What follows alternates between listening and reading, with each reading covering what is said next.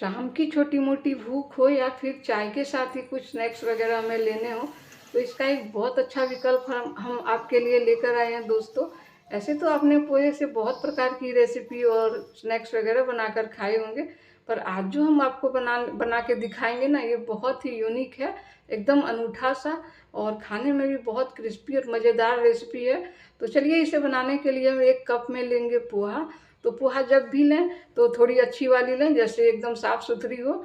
और अब इसमें मोटे हो या पतले, इससे कोई फ़र्क नहीं पड़ता है, दोनों में जो मिले आप ले लें। अब इसे भी ग्राइंडर जार में ट्रांसफ़र करेंगे और इसका एक हम पाउडर तैयार करेंगे। पाउडर हमें बहुत ज़्यादा पतला नहीं करना, जैसे रवा वगैरह होती है ना, बिल्कुल वैसे ही ये में हमें इसे तैयार कर लेना है पीस के। इस तरह से इसे आप देख लें, तो इसके जो नाश्ते बनेंगे ना, वो बहुत ही क्रिस्पी बनेंगे। तो कुछ चीज़ें आप अगर अच्छी तरह से देख के स्किप नहीं करिए, और अच्छी तरह से अगर देख के बनाएंगे ना, तो आपके नाश्ते बहुत अच्छे बनेंगे। तो इन्हें हम ट्रांसफ़र कर लेंगे एक मिक्सिंग बाउल में। अब इसमें हम ऐड करेंगे बेसन, काले चने वाले बेसन। इसे 3 से 4 चम्मच इसमें ऐड कर लें। अब बेसन करने के बाद इसमें हम 2 चम्मच के करीब डालेंगे रवा, जिसे हम सूजी भी बोलते हैं। तो ये भी मोटी वाली रहे या पतली वाली, कोई फ़र्क नहीं पड़ता है, जो आपके पास हो वही आप इनमें ऐड करें। तो देखिए, तीनों ही चीज़ों में ना प्रोटीन की मात्रा बहुत ज़्यादा होती है, तो ये बहुत हेल्दी भी होता है, बच्चों के लिए भी बहुत अच्छा है, और परिवार के सभी लोग बहुत ज़्यादा पसंद करेंगे। तो इन्हें आप अच्छी तरह से पहले स्पून की सहायता से इन्हें आप मिला लें। अब इसकी जो सबसे थोड़ी मेहनत वाली जो बात है ना, वो है इसकी घोल तैयार करना। तो इसके जब भी आप घोल तैयार करें ना, तो एक बार में पानी कभी नहीं दें। इससे क्या होगा ना, इसमें बहुत ज़्यादा गांठ गुठली पड़ जाएगी, फिर उस गुठलियों को ही ये करने में आपका टाइम बहुत ज़्यादा चला जाएगा। तो इससे अच्छा है ना, 2-2 चम्मच देकर और अच्छी तरह से इन्हें मसलते हुए, और बढ़िया सा एक, पहले तो ये डो जैसा ही तैयार होगा, फिर पानी दे दे के बीच बीच में, और इसका एक अच्छा सा हम घोल तैयार करेंगे, जिसमें थोड़ी छोटी मोटी कोई भी गुठली वगैरह एकदम नहीं हो। तो इस तरह से देखिए, अब पानी दे दे के इनका एक अच्छा सा घोल तैयार करें। और जब भी इन्हें एक ही दिशा में घुमाएं और इस तरह से मसलते हुए घुमाएं, तो इसमें बिल्कुल गांठें नहीं पड़ेंगी, बहुत अच्छी तरह से इनका एक अच्छा सा घोल भी तैयार हो जाएगा। तो देखिए दोस्तों, इस तरह से। और अगर आपको थोड़ी गाढ़ी लगे तो इसमें थोड़ा पानी डाल दें, क्योंकि ऐसे भी इन्हें जब रेस्ट के लिए देंगे ना, तो बेसन भी बहुत ज़्यादा पानी सोखती है, और पोहा पोहा तो सोखती ही है, तो पानी थोड़े ज़्यादा इनमें लगते हैं। लेकिन एक बार में नहीं देने हैं इन्हें, आप कुछ कुछ देर में 2-2 चम्मच करके ही दे के, और इसका अच्छा सा एक घोल तैयार करना है। तो देखिए, थोड़े से गाढ़े लग रहे थे, तो हमने 2 चम्मच के करीब में पानी दिया है, और इस तरह से इसे आप तैयार कर लें। अब इन्हें 10 मिनट के लिए सिर्फ आप रेस्ट के लिए रख दें, क्योंकि हमने घोलते समय भी इसमें अच्छा टाइम दिया है। तो देखिए, 10 मिनट के बाद हम देखते हैं, तो देखिए बहुत अच्छा सा ये तैयार हो गया है। और इस तरह से इन्हें आप तैयार कर लें दोस्तों।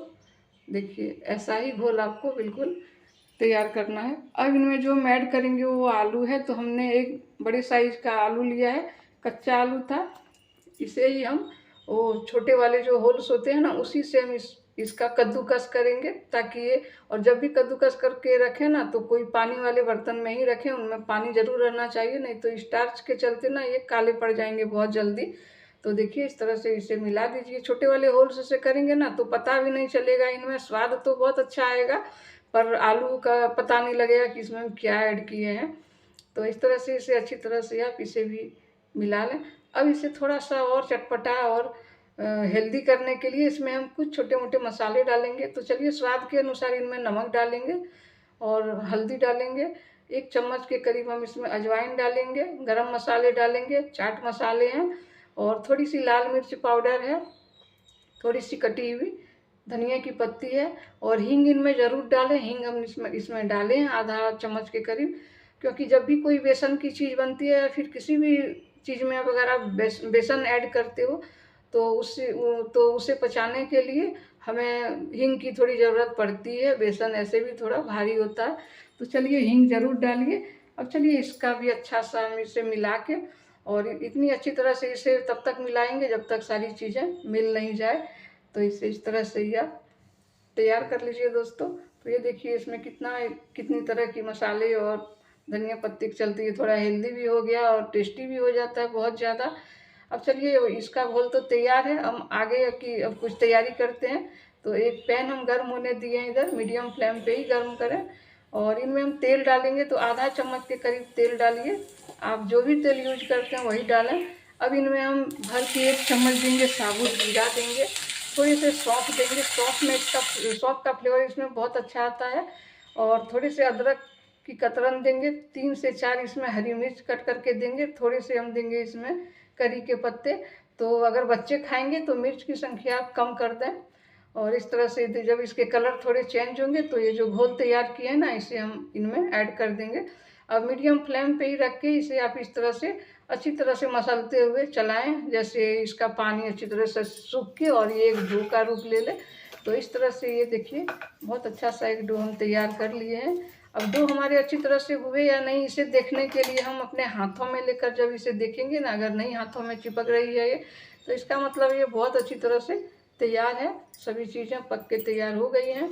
अब चलिए इसका हम अगला ये करेंगे। तो एक हम ट्रे या कोई भी चिकना थाली जो भी आपके पास वो ले लें, उसे थोड़े से तेल से ग्रीस करें, और जब ये थोड़े गर्म ही रहें तो उसी समय इस तरह का एक चौकोर आकार दें इन्हें, जैसे मिठाइयाँ वगैरह भी कलाकंद वगैरह बनती है जिस तरह से हम करते हैं ना, बिल्कुल उसी तरह से इसका एक शेप दें, इस तरह से ही। अब इसको हम क्या करेंगे ना, रफली पहले ऐसे ही लंबे लंबे आकार में इसे आप कट करिए, क्योंकि इसके फिर बाद में हम बहुत अच्छा इसका शेप देने वाले हैं। तो इसी तरह से आप करके किसी भी चाकू या जो भी चीज़ें आपके पास उससे इस तरह से लंबे लंबे आकार में इसकी आप कटिंग करें। तो देखिए सारी चीज़ें हमारी हो गई हैं। तो इसे अब एक ट्रे में ले लेते हैं। तो सबको एक ट्रे में हम बाहर निकालेंगे, इस तरह से निकालिए। अब हम इसका अगला प्रोसेस जो करेंगे वो मेन होगा। तो चलिए एक हम चकला लिए हैं, इसमें थोड़ा सा हम तेल ग्रीस कर लिए हैं दोस्तों। अब इस तरह से एक का हमें दो तैयार करना है। तो आप जितनी पतली रख सकते हैं, जितना पतला करेंगे उतना ही ये क्रिस्पी कुरकुरा बनेगा। तो देखिए इस तरह से एक जो थे ना लंबे वाले, तो उसके हमने 2 भाग कर लिए हैं। तो इस तरह से करके हम सारे नाश्ते तैयार कर लिए हैं। बिल्कुल आपको कहीं भी क्रैक वगैरह नहीं रहनी चाहिए, नहीं तो क्या होगा, तेल में डालने से ये फिर टूटने लगेंगे। तो इन सभी छोटी छोटी चीज़ों का अगर आप ध्यान रखेंगे ना, तो फिर नाश्ते बहुत उम्दा बनेंगे। तो चलिए इधर हम तेल भी गर्म होने दे दिए हैं। तो तेल पहले आप कड़क गर्म करिए, उसके बाद फिर हम मीडियम ये पे ही रखेंगे, तब फिर उसमें बहुत अच्छे से ये तल के बाहर निकलेंगे। फिर चलिए इन्हें हम तेल में डिप करेंगे। तो सबको तेल में एक एक करके डालिए, अपने उंगलियों हाथों का अच्छा से ख्याल रखिए जैसे तेल लगे नहीं। तो इस तरह से डाल के इन्हें और उलट पुलट के, अभी बहुत ज़्यादा इसमें झाग आया है क्योंकि सरसों के तेल में ऐसे भी झाग आते ही हैं। तो चलिए इसे बढ़िया से उलट पुलट के जब इसका कलर अपने चेंज होने लगेगा ना, तो एक बार हम इसे पलट देंगे। तो इसी तरह से उलट पुलट करके इसका हम बहुत अच्छा सा क्रिस्पी सा एक नाश्ता तैयार करेंगे दोस्तों। तो ये देखिए इस तरह से करके ही इन्हें आप जब देखेंगे कि ये बहुत ज़्यादा क्रिस्पी हो गया, अपने आवाज़ से ही पता चलेगा कि ये तैयार हो चुकी है कलर से। तो देखिए अभी बिल्कुल तैयार होने के में है, बहुत अच्छी तरह से ये इसमें पकने लगी है। तो देखिए रंग इसका भी बहुत अच्छा आ रहा है दोस्तों। अगर आप नए हैं हमारे चैनल में, एक सब्सक्राइब ज़रूर कीजिएगा, तो इससे आपके लिए हम एक से एक रेसिपी भी लाते रहेंगे।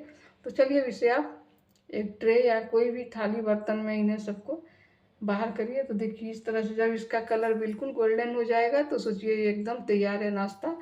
तो और जो बचे हुए हैं एक एक करके इसी तरह से थोड़ी सी सावधानी पूर्वक आप इसमें डालते जाएं, जैसे हाथों में कम से कम तेल नहीं पड़ने चाहिए, तेल बहुत गर्म होते हैं ना।